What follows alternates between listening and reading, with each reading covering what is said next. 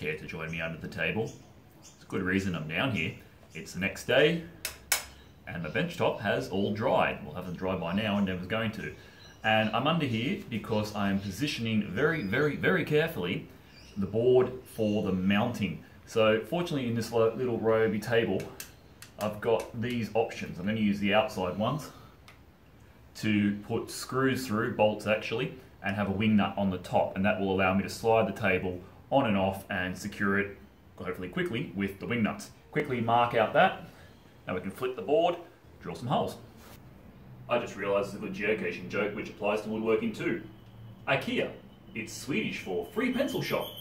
And that's where I want it lined up, so it gives me that lovely bit of clearance there. So let's flip this, like so. And there are my 4 marks, they should hopefully be pretty lined up. So what I'm going to do is I need a narrow hole here and a slightly bigger hole here. Draw the narrow hole first, then I've got bolts with the wing nuts, and they're going to go through from the bottom this way, and the wing nut will basically countersunk into the top of the table, and that will allow me to slide it on and off, other way around, like that. I'm just a little bit worried about how smooth that operation is going to be. So I've got some washers in there. It's going to take a little bit of buggering around, I'm absolutely sure of that, but that's the mechanism I want to use to secure the table to the workbench. If you're ever wondering what to get a woodworker for Christmas, the answer is Bunnings vouchers. Failing that, clamps. I'm doing this so I don't have to clamp this to this every time. Clamps are always useful. I never have enough of them. They are kind of expensive, so they make awesome presents. Wifey, yeah? Don't think she watches these videos.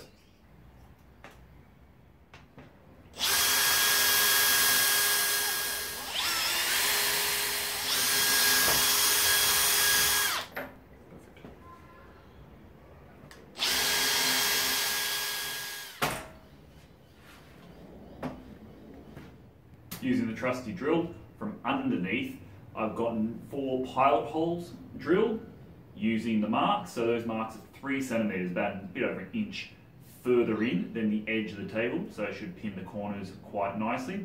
Then I got my largest drill bit, which fortunately was the perfect size for these bolts.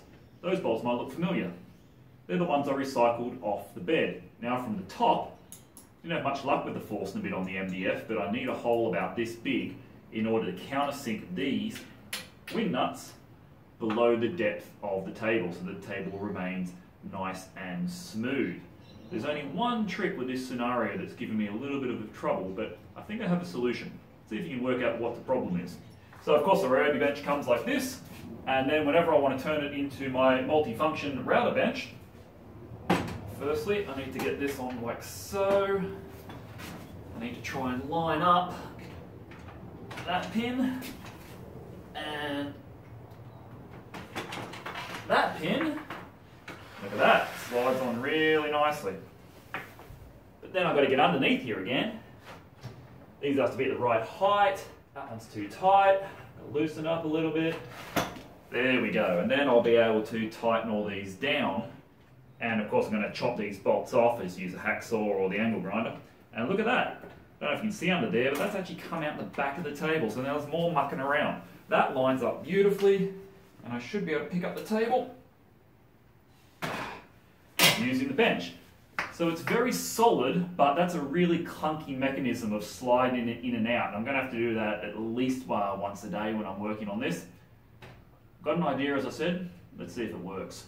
If it doesn't, I'm just going to bug it up all of this work from yesterday, but I have faith. Because I've pre-drilled those small holes, I've got a small problem in that I can't get the Forstner bit to start accurately. So, it's time for another quick jig. Quite simply, I'm going to drill the correct size Forstner hole here, then I'll be able to clamp this jig to that place exactly where I need it and use it as a guide for the Forstner bit as it punches through.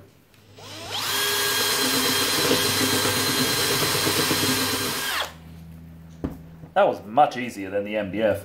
Also, it's going to let me try to make sure I have got the correct Forstner size for that wing nut. So that's how it's going to sit. And yep, I'm going to be able to move that just fine. How'd you enjoy my shaky table? It's what happens when you put the tripod on the piece of wood that you're using to cut. Oh well, So here is my actual workpiece again, and this is the clamped little jig that I have made. Just need to test it, like so. Should be able to spin that wing nut freely, and I can, which means that that jig is centered. Shake, shake, shake.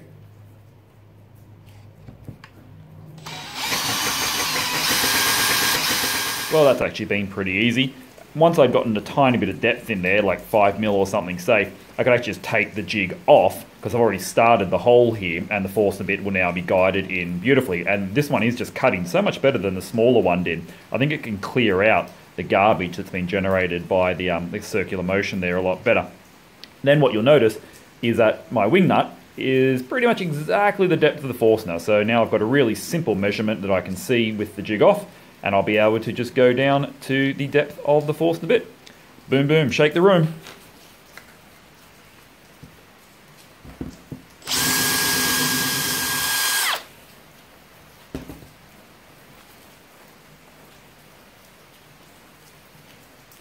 And that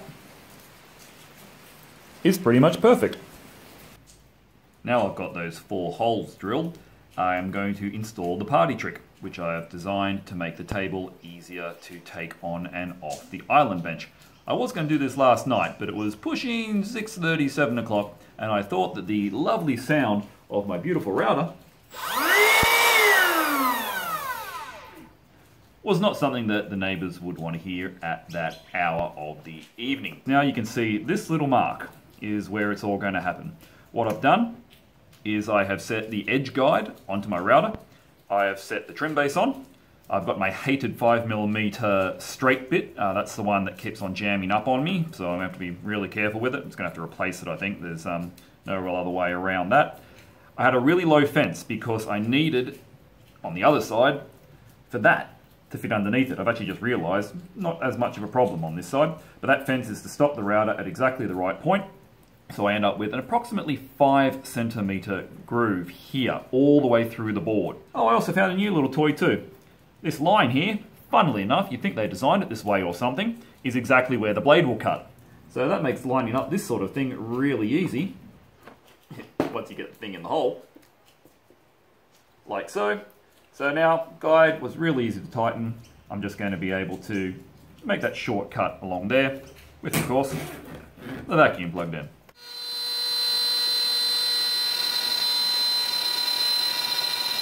God, I hate video. It makes you realise how dodgy you really are at doing stuff. This shot shows me that my Forstner bit skills still require a little bit of tweaking. It's a beautiful hole, but it wasn't exactly what you'd call centre to the smaller one I drilled before. Anyway, should still work with the wing nut, I hope. Here's why I have done these 2 cuts. There's one on each side, but only on one side of the board. I only need it on the one side. So obviously this is where the bolt is going to live, and that doesn't look rude at all.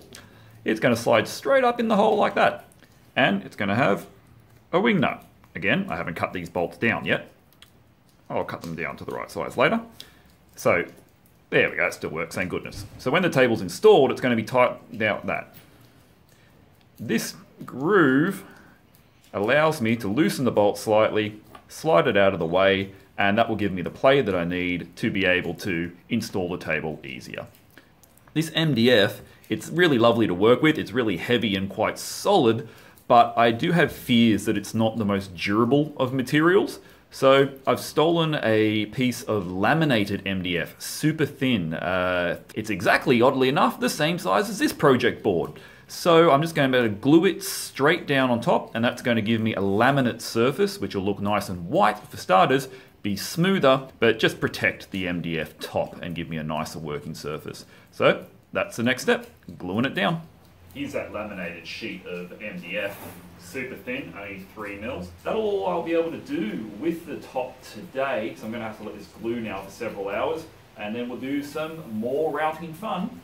A lot of trimming basically, just to recut all of those holes, but that's actually going to be easier once this is glued down rather than trying to pre-cut them and then make it fit to the underlying template. Awesome. I think I'm going to need to start buying bigger bottles of wood glue. I'm not too worried about the glue getting into these holes here because I'm going to reroute them with the trimmer anyway, and that'll just clean up anything that smushes in when this is all clamped down. I do not, however, want glue on this lower surface. So let's just quickly tidy that up a little.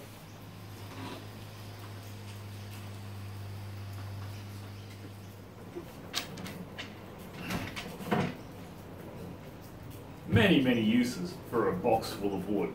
Told you I'd get goodie mileage out of this.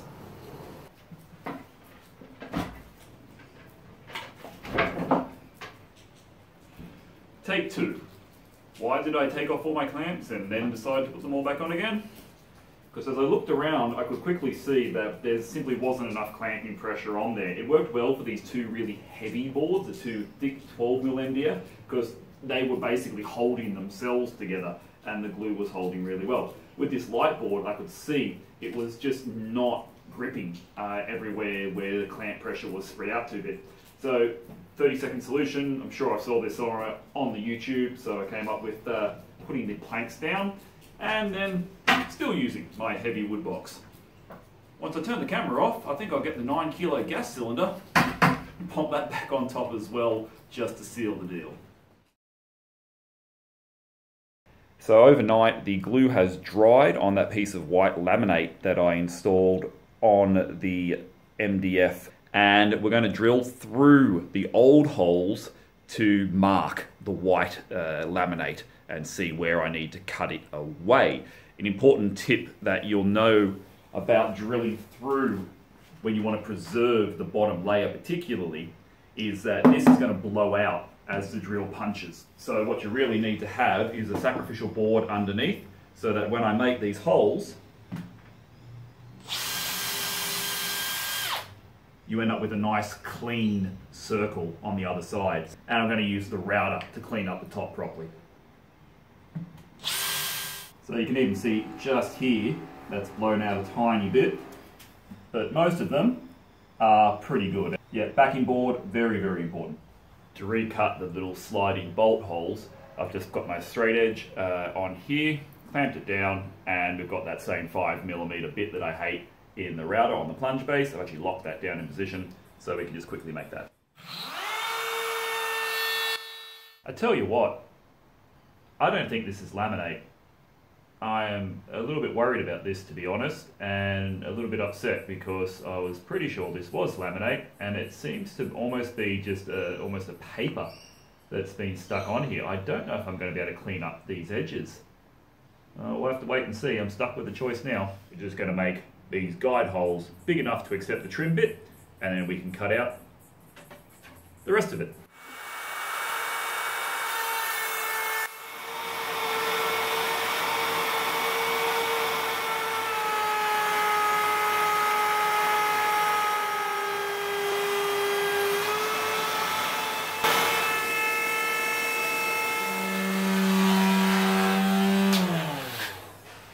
The only thing more boring than watching someone cut wood is watching someone sand wood.